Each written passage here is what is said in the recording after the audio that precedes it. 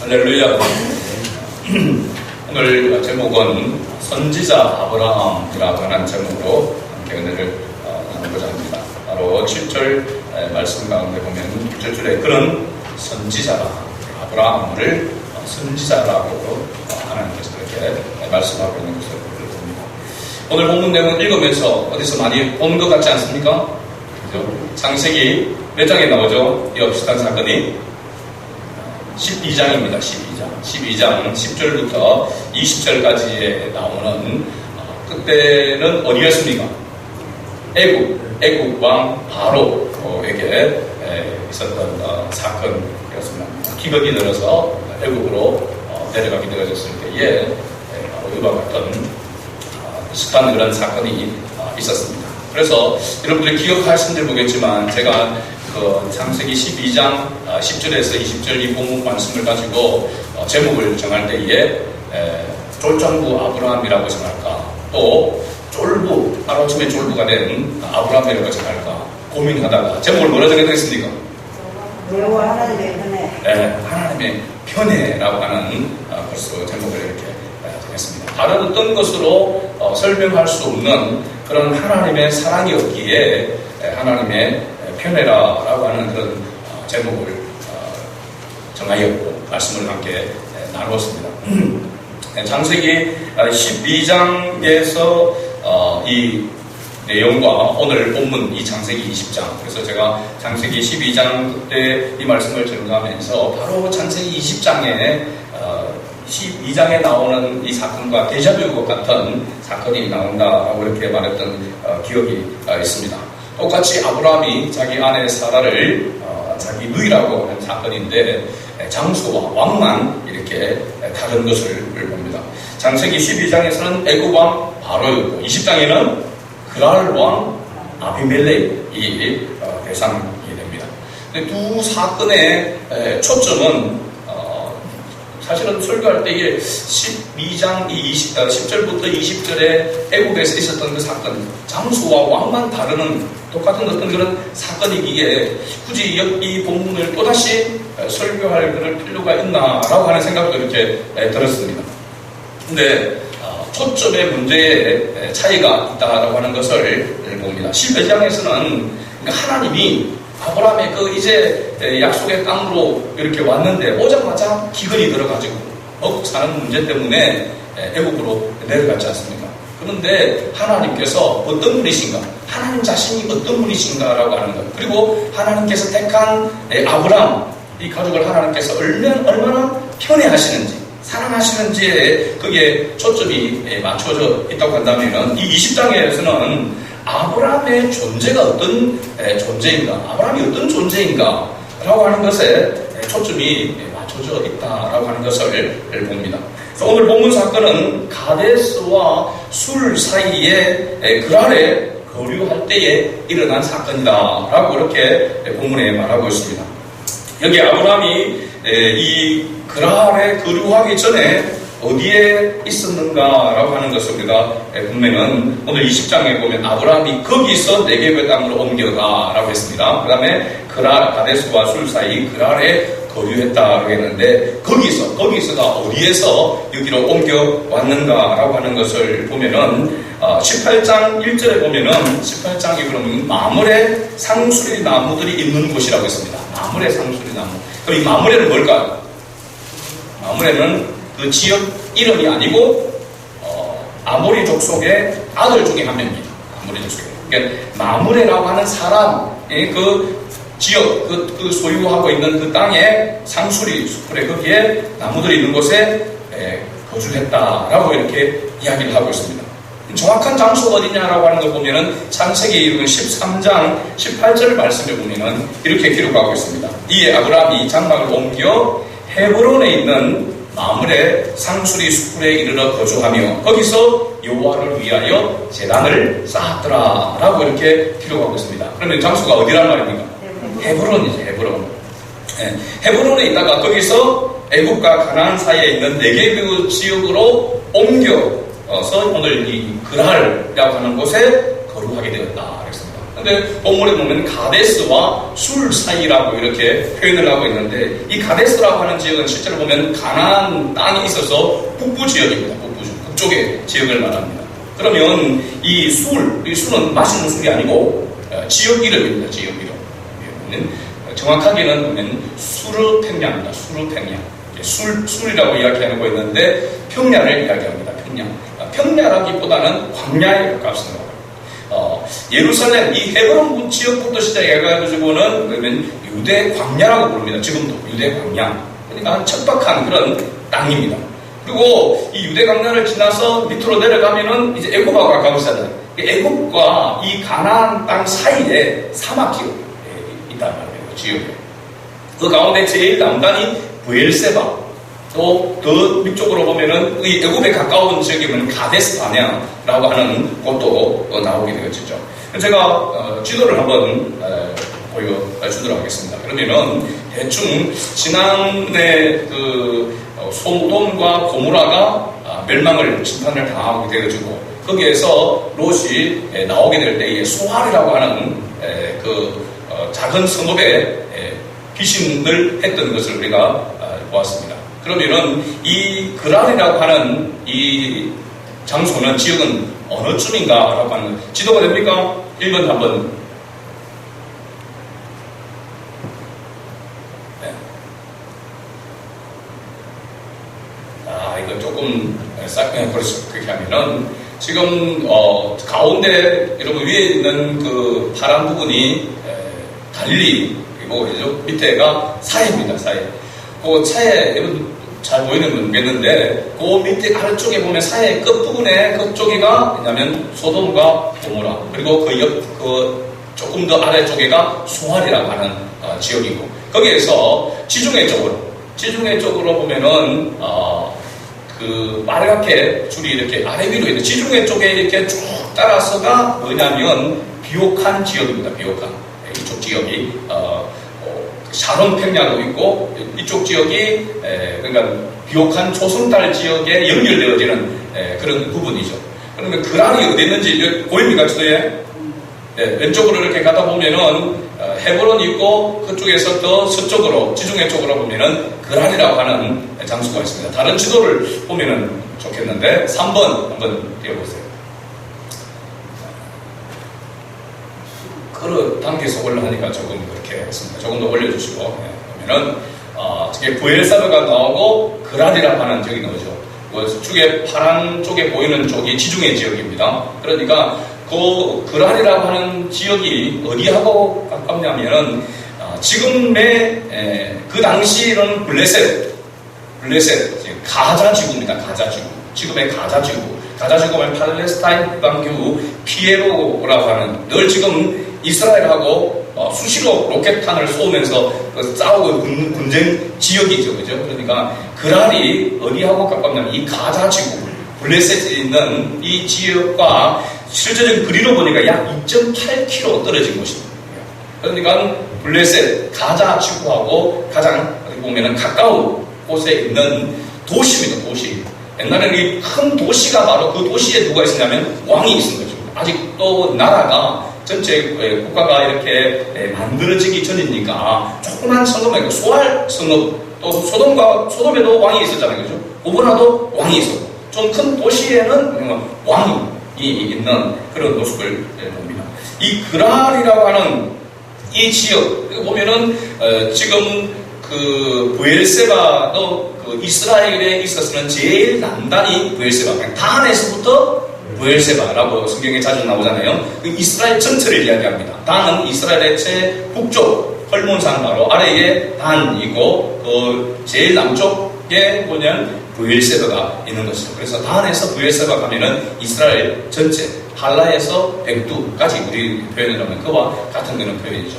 그러니까 그 땅이 그렇게 브엘세바 위쪽에 조금 올라가면은 헤브론이 있는 그 땅도 비옥하지 못한, 그래서 어디냐면 서쪽으로 그 비옥한 땅이 있는 쪽으로 나아갔다라고 이렇게 볼 수 있습니다.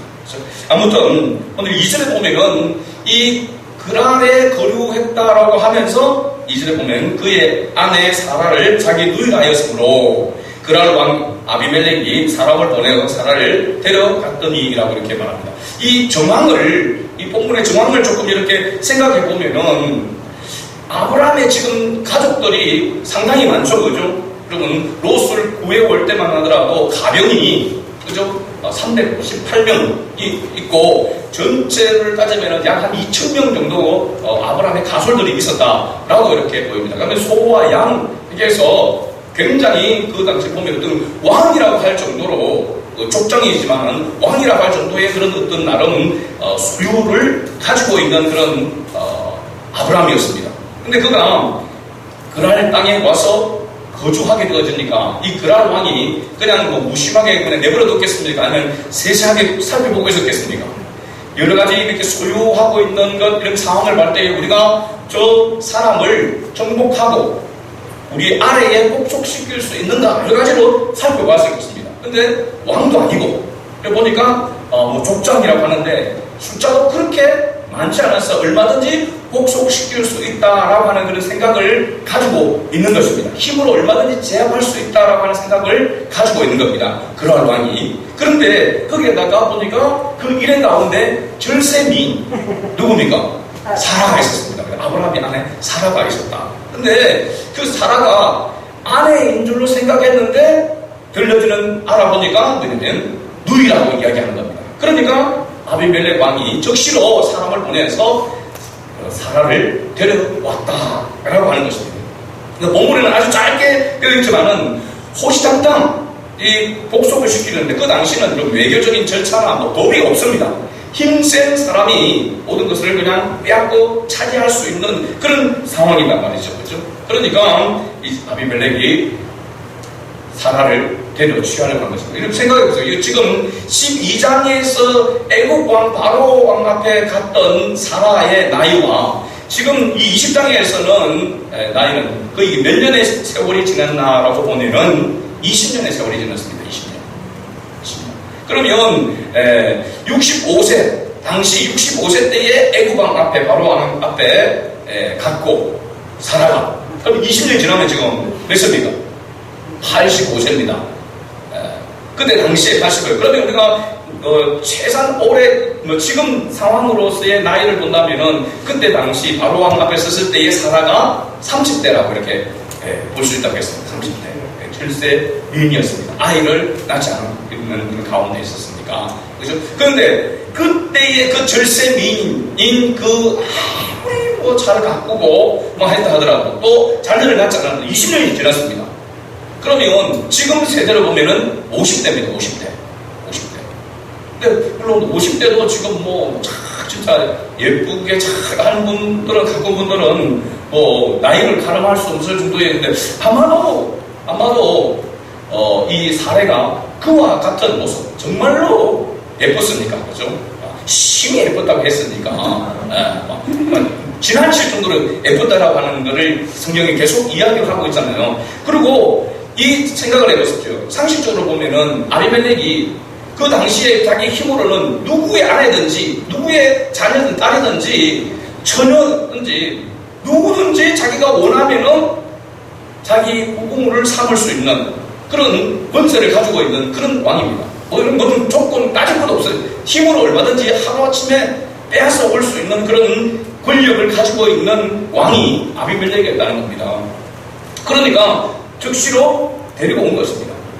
데리고 와서 그 밤에 오늘 3절 말씀에 보면은 그랄 왕 아비멜렉이 이 사라를 데리고 왔는데 그 밤에 하나님께서 아비멜렉의 꿈에 나타나셔서 말하고 있는데 이 그 밤에라고 이야기하는 것은 단순히 아비멜렉이 이 아브라함이 소유하고 있는 것들을 빼앗고 그죠? 그 어떤 복속시키기 위해서 그의 누이를 데려와서 아내로 삼으려고 했던 그 과정들을 보면은 그냥 단순히 빼앗어 오는 것만이 아니라 그 밤에라고 이야기하는 것은 아비멜렉과 사라가 한 방에 할 수 있었다는 겁니다. 그러니까 그 당시는 어떤 복속시키기 위해서 데려와서 아내를 삼고 후궁을 삼는 그런 어떤 외교적인 그런 부분에 있어서 그렇게 할 수 있는데 50세가 지금으로 볼 때 50세 넘은 그 사라를 데려왔다라고 하는 것은,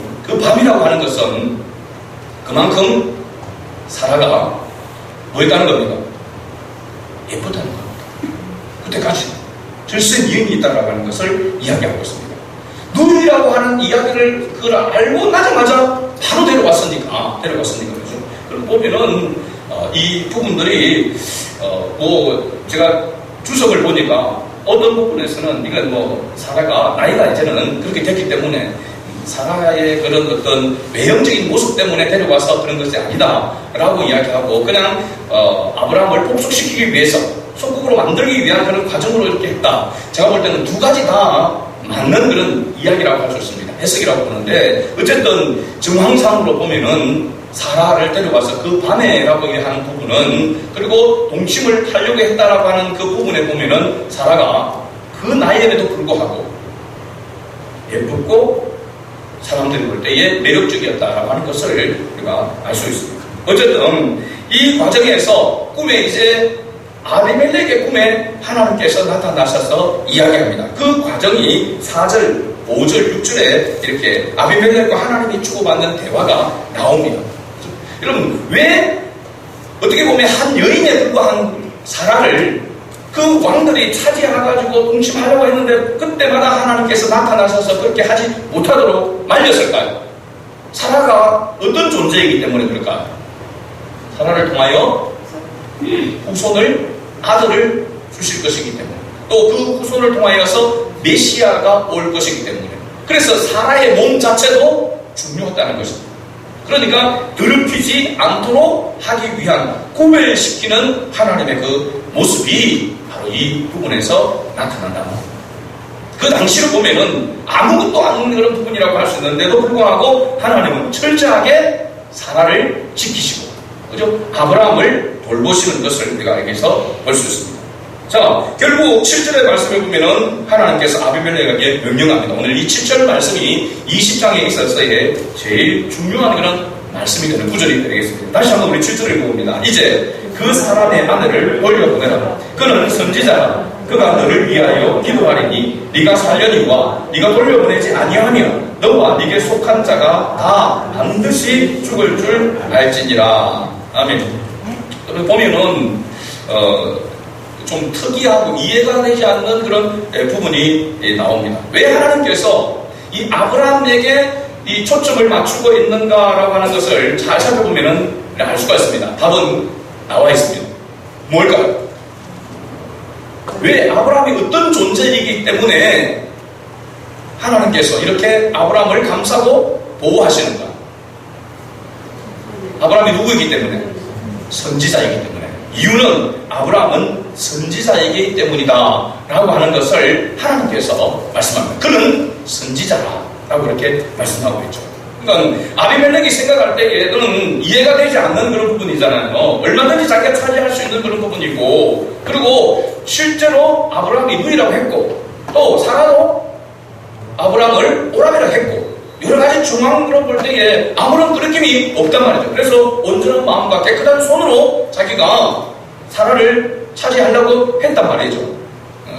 여러 가지 이성적으로 보면 아무런 자기에게는 흠이 없는 것인데 하나님께서 돌려보내라고 이야기하고 있고, 그 다음에 중요한 것은 아브라함이 선지자라고 이야기하면서 아브라함이 누구를 위해서 기도한다고 했습니까? 아비멜렉을 위해서 기도한다고 했습니다. 그럼 좀 말이 많지 않잖아요. 지금 주도권은 사실 누가 가지고 있는 겁니까? 아비멜렉이 가지고 있는 거잖아요. 아비멜렉이 어떻게 보면 아브라함에 대한 그 소유에 대한 모든 것에 생사탈 것, 목숨까지도 쥐고 있는 사람이 누구냐면 아비멜렉입니다. 그런데 하나님께서는 뭐냐면은 이 아브라함을 하여금 선지자라고 이야기하면서 아브라함이 아비멜렉을 위해서 기도하며 산다라고 하는 것입니다. 안 맞잖아요. 지금 정황이 안 맞는 거예요. 그렇죠? 이해할 수 없는 그런 부분입니다. 이것이 바로 하나님께서 아브라함을 선택해서 복의 근원이다라고 말씀하는 것이 바로 여기에 있습니다. 그러니까 아비멜렉이 왕으로서 힘과 권력과 모든 것을 가지고 있는데 불구하고 하나님의 권위는 누구에게 있다는 겁니까? 아브라함에게 있다라고 하는 것을 말해주고 있습니다. 굉장히 중요한 그런 부분입니다. 그래서 이 아브라함에게 주신 이 권세, 권위, 권능, 이것은 바로 예수 그리스도로 말미암아 구원함을 받은 하나님의 자녀들에게 누구에게나 주신 것입니다. 할렐루야. 우리는 아브라함의 후손이잖아요. 아브라함의 후손인 것은 혈통적으로 아브라함의 후손이 아니라 아브라함이 받았던 선택받고 하나님의 그 사랑을 입고 구원함을 받아서 하나님의 자녀가 되었다라고 하는 그 원리로 우리도 하나님의 자녀가 된 것입니다. 그래서 우리가 아브라함의 후손이라, 아브라함은 믿음의 조상이라 라고 그렇게 말하는 겁니다. 그러면 우리도 동일하게 뭐라는 겁니까? 선지자라는 것입니다. 선지자. 한번 따라서 나는 선지자다. 할렐루야. 그럼 선지자가 누굽니까? 하나님의 말씀을 먼저 깨달아서 전하는 사람이 선지자입니다. 선지자. 그렇죠? 선지자. 단순히 선지자가 어떤 역할을 하는가라고 하는 부분을 하나님께서 이 아브라함을 통해서 보여주는데, 오늘 우리에게도 우리가 어떤 존재인지 또 우리의 역할이 무엇인지에 대해서 이 아브라함을 통해서, 이 사건을 통해서 하나님 우리에게 말씀하고 계신다는 것입니다. 그래서 신약에서 와서 보면 사도적 권위와 권세와 권능, 저도 늘 기도할 때마다 하나님 사도적 권위와 권세와 권능을 늘 덧입혀 주시고 늘 새롭게 해달라고 그렇게 기도합니다. 근데 실질적으로 하나님의 자녀인 우리에게는 동일하게 사도들의 그 권위와 권세와 권능을 하나님께서 우리에게 위임해 주셨습니다. 사도들에게 12제자에게 주님께서 위임해 주셨던 것처럼 오늘 우리도 동일하게 구원함을 받은 우리 모두에게 하나님께서 그 하나님의 권위와 권세와 권능을 덧입혀 주신 것입니다. 그래서 우리가 가정에서, 직장에서, 여러분 세상 속에서 우리는 바로 이 선지자의 권위, 권세, 권능을 가지고 살아가는 존재다라고 하는 것을 말씀해 주고 있는 것입니다. 그런데 이런 권위를 받았음에도 불구하고, 이런 권세, 이런 권능을 하나님께서 우리에게 주셨음에도 불구하고 우리는 그것을 누리지 못하는, 나타내지 못하는 연약함이 바로 이 아브라함의 모습 속에서 우리의 모습을 보는 것입니다. 자, 아브라함과 같이 우리가 선지자인데도 불구하고 실제로 본문 가운데서 보면은 아비멜렉이 하나님의 말씀을 듣고 난 이후에 반응이 나오는데 굉장히 의미심장합니다. 8절 말씀입니다. 여러분 20장 8절 말씀을 같이 읽어봅니다. 아비멜렉이 그날 아침에 일찍이 일어나 모든 종들을 불러 그 모든 일을 말하여 들려주니 그들이 심히 두려워하였더라 했습니다. 꿈에서 하나님과 대화를 하고 나누고 그 모든 것들을 알고 난 다음에 그 이야기를 자기의 사람들에게 다 알렸다는 것입니다.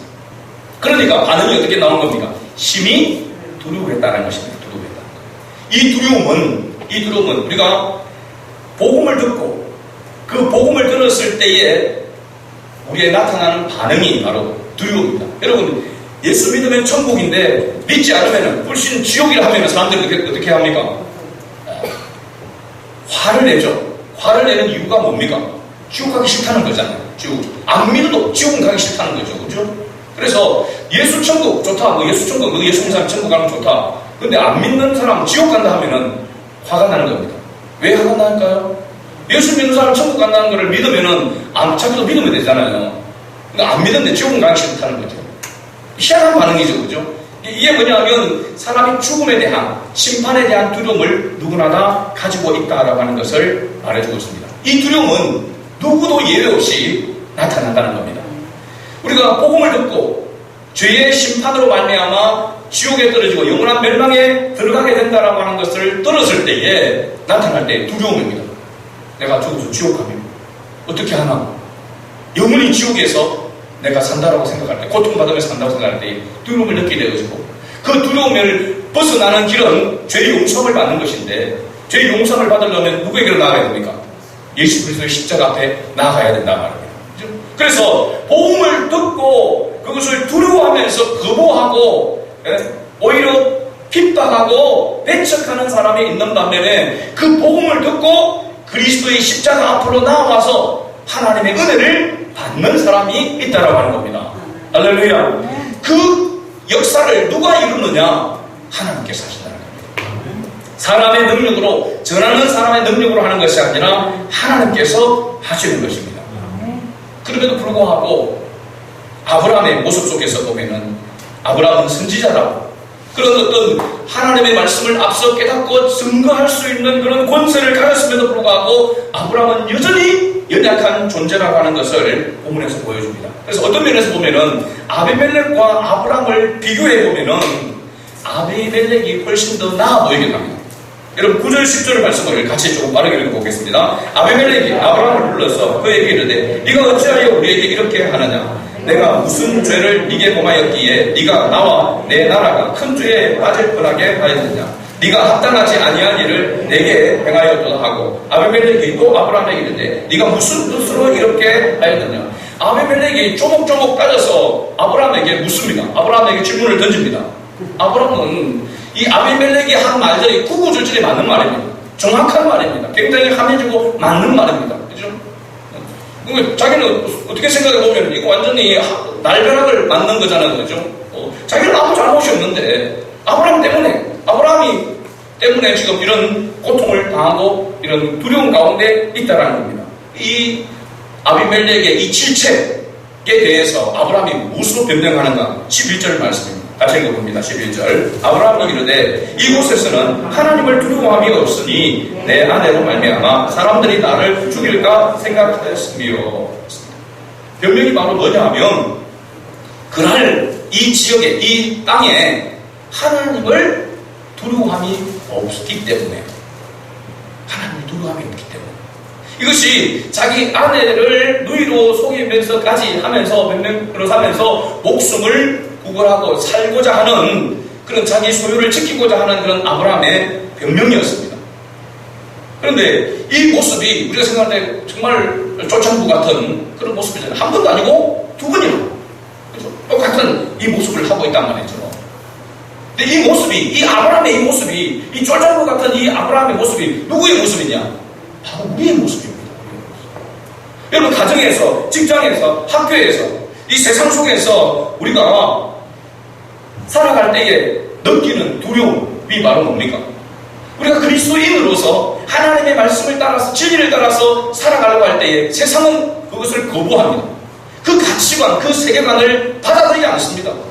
그래서 내가 하나님의 말씀대로 살아가려고 하며 하나님 뜻대로 순종하려면 직장에서 학교에서 여러분 가정에서 믿지 않는 사람들을 통해서 내가 어떤 모습으로 어떤 불이익을 당하게 될지 두려움이 있습니까 없습니까? 늘 이 두려움 때문에 우리가 담대하게 주님의 복음을 전하지 못하는 겁니다. 그렇잖아요. 내가 이 진리라고 하는 것을 확실히 믿지만은 사람들은 그것을 받아들이지 않으니까 예수 믿으면 구원받는다 천국 간다 웃죠 비웃죠 그죠? 나는 전혀 그렇지 않습니다.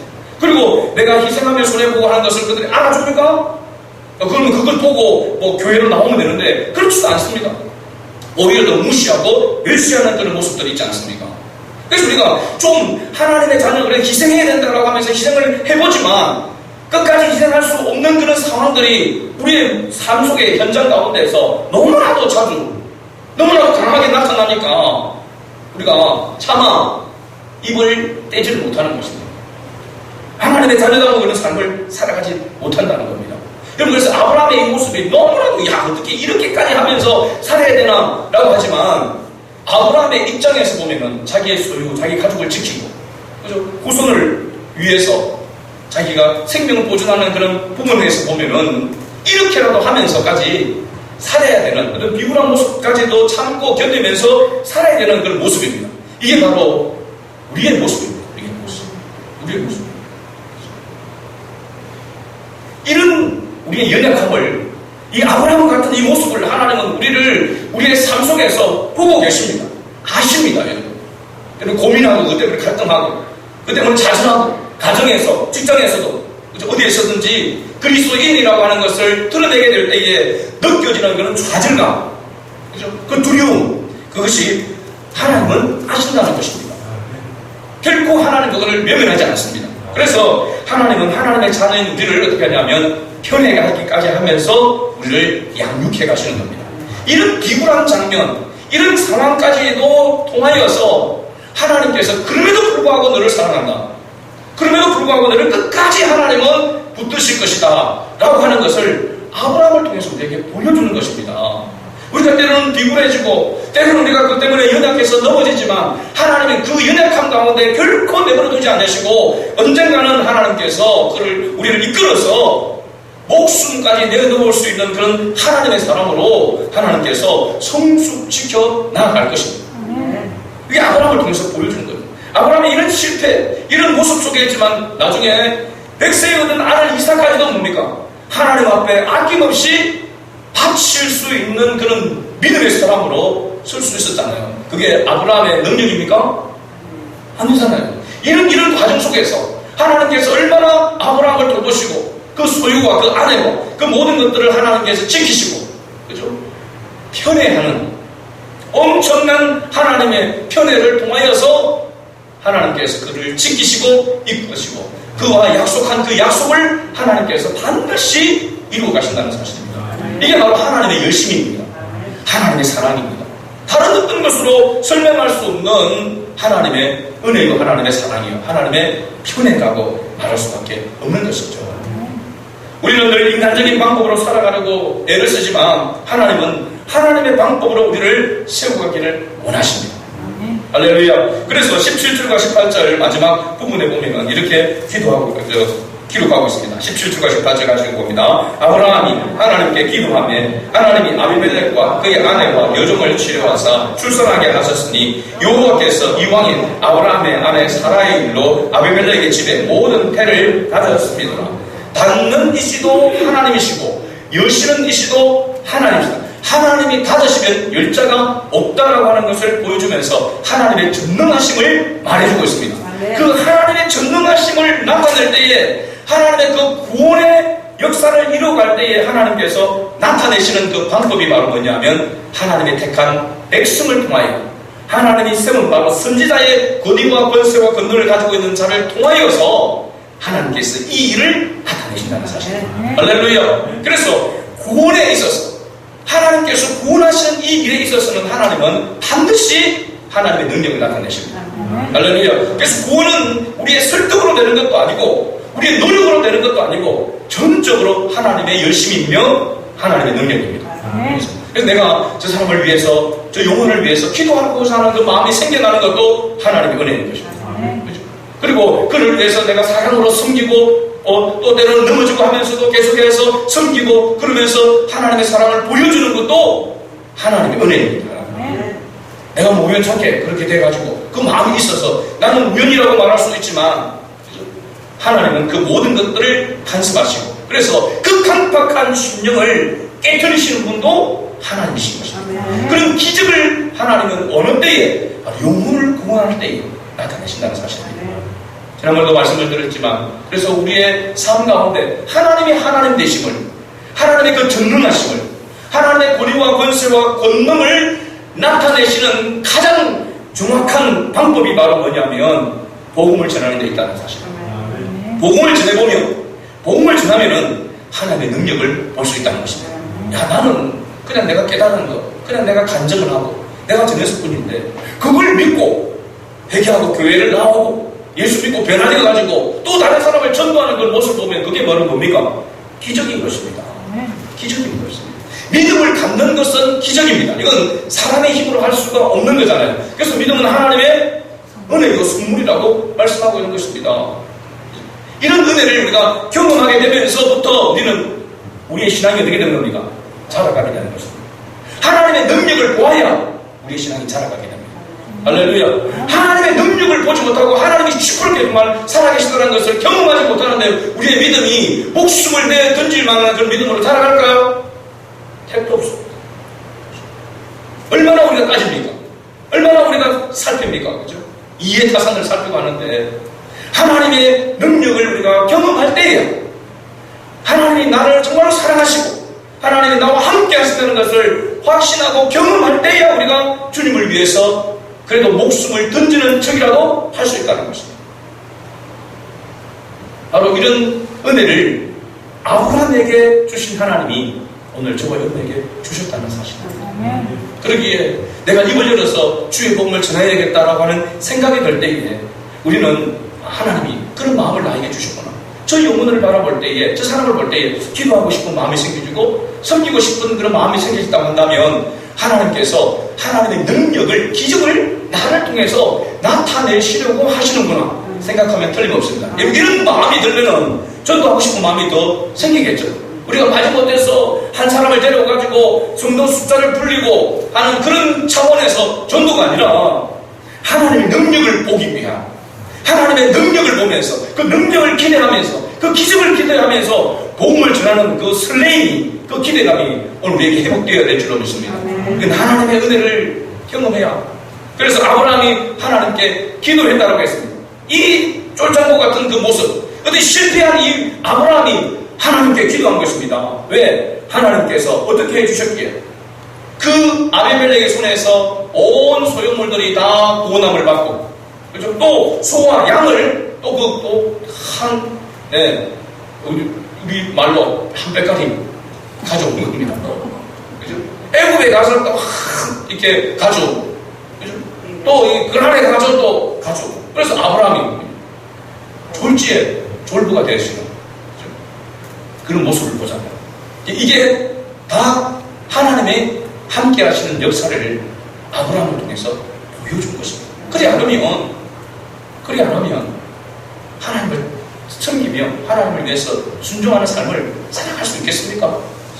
요즘 같은 세상에 우리가 하나님의 능력을 보지 아니하고 하나님의 역사를 보지 않고 우리가 온전히 하나님을 따를 수 있겠습니까, 여러분? 지금 이 시대에 불가능한 겁니다. 그래서 많은 사람들이 교회를 떠나게 되어지게 되고, 많은 사람들이 뒤로 물러앉아서 이제 종교인으로 그냥 종교 생활을 하는 것으로 만족하는 부분에 머물러 있는 것입니다. 여러분, 기독교는 절대로 종교인으로 머물러 있는 것을 하나님 원하지 않습니다. 하나님의 하나님 되심을 보기를 원하고, 그 하나님 되심을 삶 속에서 맛보면서 증거하기를 원하고, 그런 삶을 살아가기를 원하십니다. 다시 한번 우리 따라서 나는 선지자다. 여러분, 가정에서, 직장에서, 학교에서 나는 선지자다라고 하는, 하나님이 선지자의 권위와 권세와 권능을 주셨다는 것을 알고 이 사명감과 이 자존감을 가지고 주님의 복음을 위해서 살아가는 그런 저와 여러분 될 수 있기를 주의 이름으로 축복합니다. 아멘.